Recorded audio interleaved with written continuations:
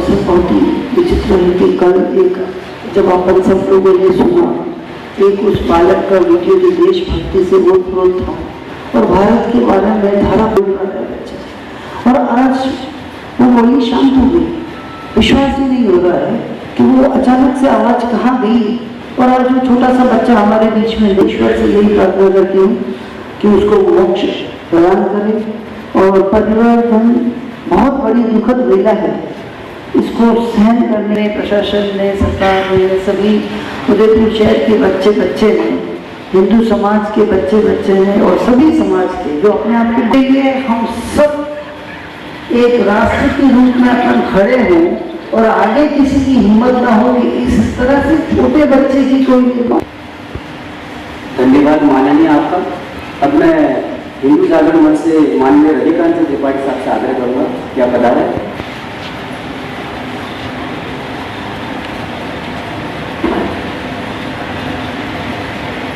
और उसके जिस प्रकार का विद्यार्थी रहा है स्कूल में, उन सबको देखकर लगता है कि हमारे बीच से भविष्य का होनहार आने वाले समय का एक भविष्य चला है।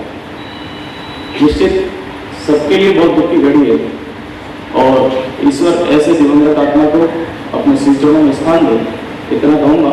लेकिन कन्हैयालाल जी की हत्या के बाद ये दूसरी घटना है जो हमें पूरे समाज को झकझोर रही है। तो समाज को इस प्रकार की कोई घटना नहीं घटे, प्रशासन से भी मैं मांग करूंगा कि इस प्रकार की पहली बार तो उनको मैं आभार व्यक्त करूंगा कि इस घटना के बाद तुरंत जो कार्रवाई एक हुई है उस कार्रवाई से निश्चित इस तरह का अपराध पर रोक लगाने के लिए उनको सफलता नहीं मिलेगी। मैं उनसे इसी समय इसमें आग्रह भी करता हूँ कि और भी कठोर से कठोर कार्रवाई ऐसे अपराधियों के विरुद्ध होनी चाहिए।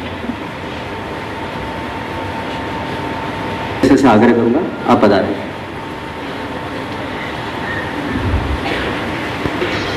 एक 14 साल का 15 साल का बालक जिसके कुछ सपने होंगे, उसके परिवार के कुछ सपने होंगे, वे सब सपने टूट टूट कर बिखर गए। पता नहीं किस कि वे इस दुख को सहन कर सके। 4 पन्ने हम देते थे, थोड़ी देर में ही ख़त्म कर दिए। सबको कॉल लगाकर सबको मस्ती कर रहा था और हम उसको बोलते थे तो सबको डिस्टर्ब कर रहा है, हंसी मजाक करता रहता था। मतलब इतना प्यारा बच्चा था और आज विश्वास नहीं हो रहा है हमारे बीच में से चला गया। उसके स्कूल की दिनचर्या में ये था कि वो सबसे पहले वहाँ पर प्रार्थना सबको बुलवाता था, जो अपनी हिंदू प्रतिज्ञा होती थी वो करवाता था, उसको सारी चीज़ें कंठस्थ थी। वो डेली एक शिवलिंग है वहाँ बना हुआ है शिव जी का, वहाँ पर जल चढ़ाता और आस पड़ोस की सभी महिलाएं ये बोलती थी कि यार देखो देवराज को इसकी तरह जल चढ़ाओ। और हमें नहीं मालूम था कि भगवान उसको इस तरह से हमारे बीच में लेगा। मैं यहाँ उपस्थित सभी जन से कहती हूँ और हमारे सम्मानित सभी जनप्रतिनिधि एक ही निवेदन करती हूँ कि संविधान और कानून में जो संशोधन हो सके उसे कराएं और अपराध की क्रिया को देखकर उसके अकॉर्डिंग सजा का प्रावधान हो। ओम शांति, ओम शांति। घटनाएं होती है, सब इकट्ठे होते हैं, दुकानें बंद करवाते हैं, शोरगुल होता है और सब अपने अपने घर चले जाते हैं।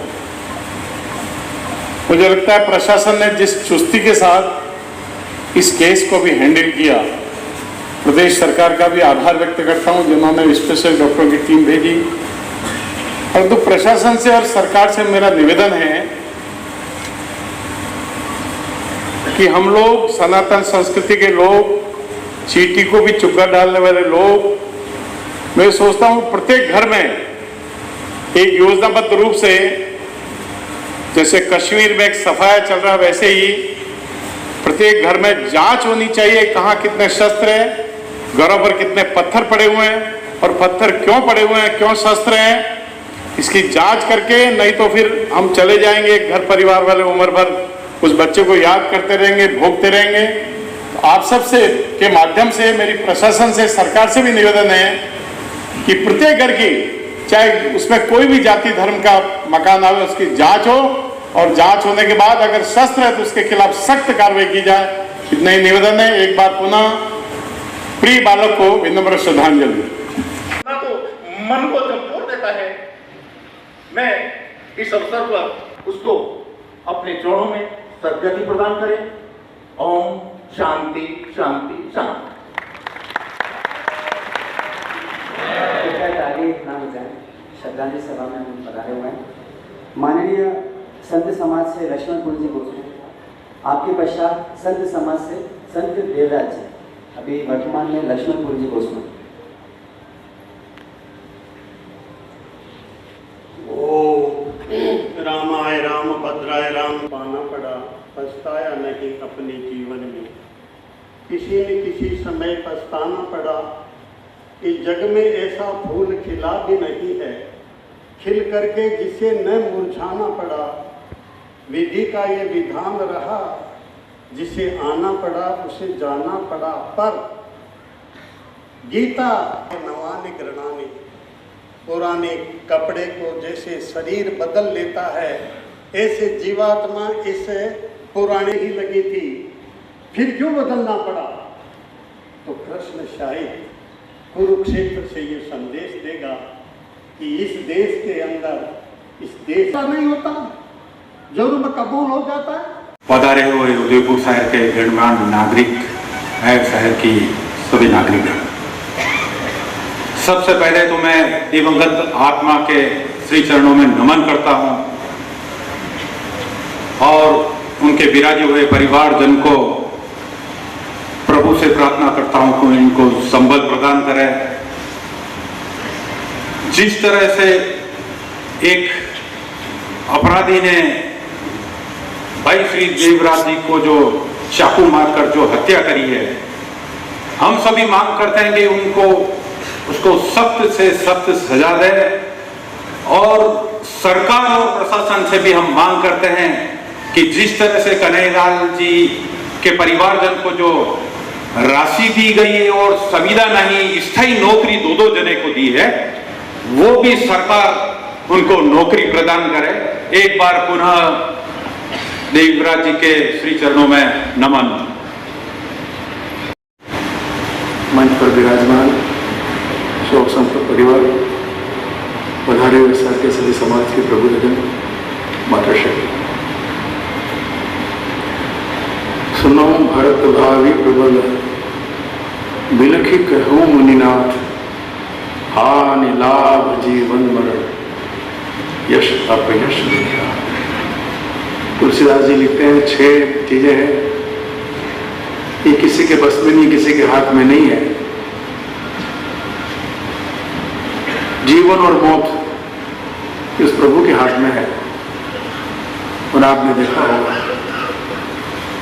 मोती समाज एक होनहार बालक, बहुमुखी प्रतिभा का धनी,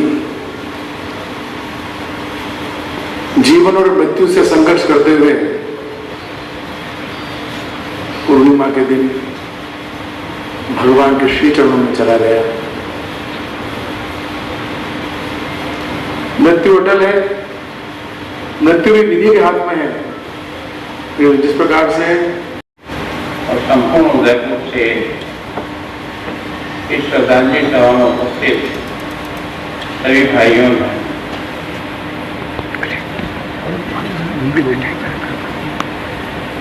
वास्तव में मुझे 16 तारीख को कि ऐसी कोई घटना विद्यालय में एक बच्चे ने दूसरे बच्चे को चाकू मारा और उसको हॉस्पिटल लेकर के बचाने का प्रयास करा। मैंने डॉक्टरों से पूछा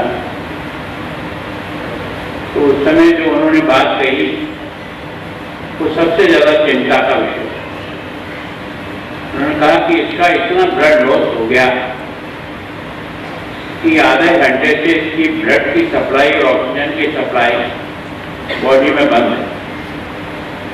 जिस समय हॉस्पिटल आया है उस समय इसकी पल्स, इसका हार्ट बीट सब खत्म हो चुका है। लगभग आधे घंटे तक एक के बाद दूसरे डॉक्टर ने प्रेस करके प्रयत्न किया और ईश्वर योग से उसकी धड़कन वापस आ। तब एकदम मन हुआ कि निश्चित रूप से ये अब बचाया जा सकता है, अब इसका इलाज हो सकता है। इलाज की दृष्टि से जो भी प्रयत्न हो सकते थे वो सब किए। लेकिन यहाँ 2-3 सवाल प्रशासन के जो अधिकारी उनके सामने रखना चाहते कि उसके 20 कदम पर हमारा थाना है जिसको हम पर्यटन थाना कहते हैं। जिन लोगों ने भी जिस एम्बुलेंस के लिए कॉल किया है, इसके कॉल किस आदमी ने रिसीव किया और उसके बाद उसकी एम्बुलेंस की एक्टिविटीज क्या हुई। जैसा मुझे बताया कि कोई 3 व्हीलर भी नजदीक में नहीं आ सका क्योंकि चारों तरफ जाम आ, और बच्चे को एक स्कूटी पर ले जाने वाले जो बच्चे हैं उनसे पूछते थे उसमें स्टाफ का कौन आदमी था और पब्लिक का कौन आदमी। जिन लोगों के ऊपर इसकी जिम्मेदारी जाती है उनका प्रयत्न कहां तक हुआ और कितना हुआ, इसको थोड़ा सा देखना चाहिए। और दूसरा, मैं विशेष करके, क्योंकि उदयपुर शहर पर्यटन का शहर, ये अमन चैन और शांति रहेगी तो हमारा रोजगार रहेगा। अगर इसमें एक घटना दुर्घटना होती है सारा शहर उजाड़ हो जाएगा। और इसके लिए मैं आज यहाँ के प्रशासन से आग्रह करता हूँ कि आप 1 महीने का 15 दिन का समय दे दीजिए पूरे उदयपुर कि इलीगल हथियार जिसके पास थे वो सरेंडर कर दे, सरेंडर कर दे उसका समय, भैया ताला नहीं बजाओ, वो सरेंडर का पहला शहर बनाए। कम से कम राजस्थान सरकार से भी आग्रह करेंगे कि इन घटनाओं के पीछे सबसे ज्यादा अवैध हथियार है। इस बालक को ये ट्रेनिंग कहां से मिली कि चाकू से वार किया जाए और यहाँ वार किया जाए। और विद्यालय में अगर बच्चे हथियार लेकर के आ रहे हैं तो हमारी भी कोई जिम्मेदारी तो बनती है। ये तो आज एक घटना हुई है, सैकड़ों घटनाएं हो जाएगी। बच्चे आपस में लड़ते हैं, ये तो एक प्रारंभ से देखा है, हमने भी देखा, आपने भी देखा। विद्यालय में झगड़ा भी हो जाता है, बच्चों से बच्चों में आपस में टकराव भी हो जाता है, लात घूसे भी चल जाते हैं, मुक्केबाजी भी हो जाती है, दांत भी टूट जाते हैं, पर हथियार का प्रयोग नहीं।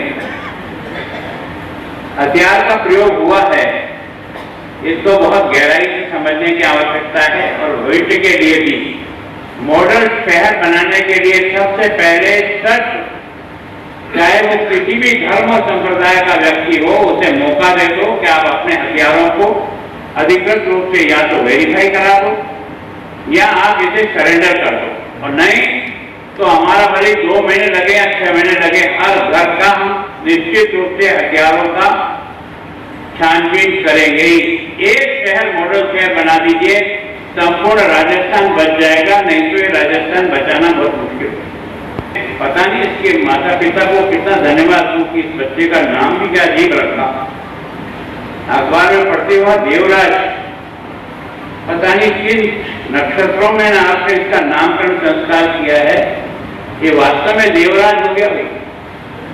आपने अपना बच्चा पैदा किया, अपना बच्चे को पाला है, लेकिन आज ये सारे उदयपुर के लिए देव का एक आकार बनकर के हमारे सबके सामने आया और सारे समाज को एक कर दिया है। सारे समाज के लोग, सब प्रकार के लोग, जाति वर्ण सब लोग वहां मौजूद थे इस बच्चे को बचाने के लिए, सद्भावना। तो इसके लिए तो मैं शहरवासियों को इस बात के लिए धन्यवाद देता हूं कि आपकी इस उपस्थिति ने भी प्रशासन पर यह दबाव बनाया, जिसके कारण से इसको जो सहायता मिलनी चाहिए वो ठीक प्रकार से सहायता मिली। अगर ये दबाव भी आप लोग नहीं बनाते तो शायद हम इसको इतनी आर्थिक सहायता देने की स्थिति में भी नहीं होते, क्योंकि सरकार के नियम इतने कठोर हैं। और मैं धन्यवाद देता हूं कि प्रशासन ने प्राइवेट लोगों से भी मदद लेकर के सहायता करने का ये पहला प्रयोग किया है। और आज उस प्रयोग की एक राशि आपने दे के आए भामाशाह से। इसका मतलब ये कि सारा शहर उस परिवार को मदद करना चाह रहा है कि वो सोचता है कि मैं क्या मदद कर सकता हूँ। तो बहन को और पूरे ये विश्वास दिलाते हैं कि हम आपके परिवार की बेहबूदी के लिए हम सब जिम्मेदार हैं। देवराज तुम्हारा एकमात्र लड़का था, वो चला गया, उसकी पूर्ति तो हम नहीं कर सकते, और हम सब लोग कोशिश करेंगे कि देवराज का जो काम था वो काम हम सब मिलकर के तुम्हारे परिवार के लिए जरूर करेंगे। भगवान ऐसी हमको ताकत देगा। सभी समाज से जिसे निवेदन है वे पर प्रस्थान करें, ऐसा निवेदन।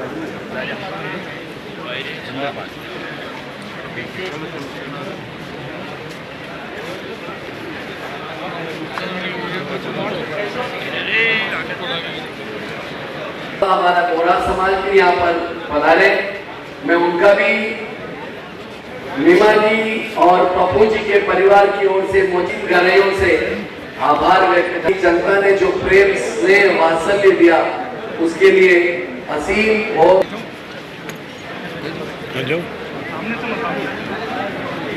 तार लगे हुए वहां पर थोड़ा सा व्यवस्था में सहयोग प्रदान करें, आराम से धीरे धीरे बना रहे, ऐसा मेरा निवेदन है। बहुत आराम से के साथ में बना रहे।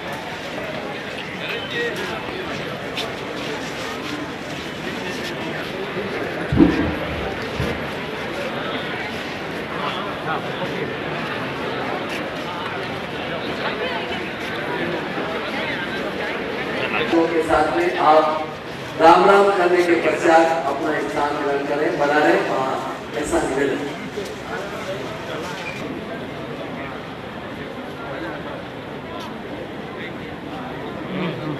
वो एक स्कूटी की चाबी कहाँ पर रह गई है, मंच पर मेरे पास है, वो ले ले, परेशान ना हो।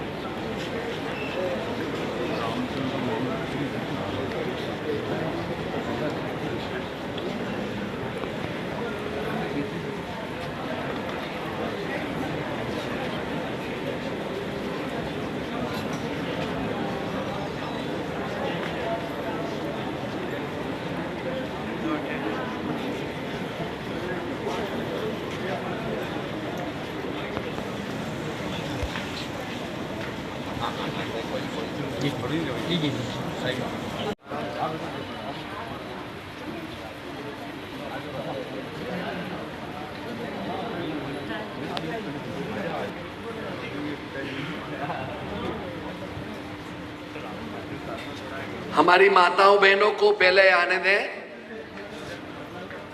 5 मिनट का समय ही लगेगा, ज्यादा समय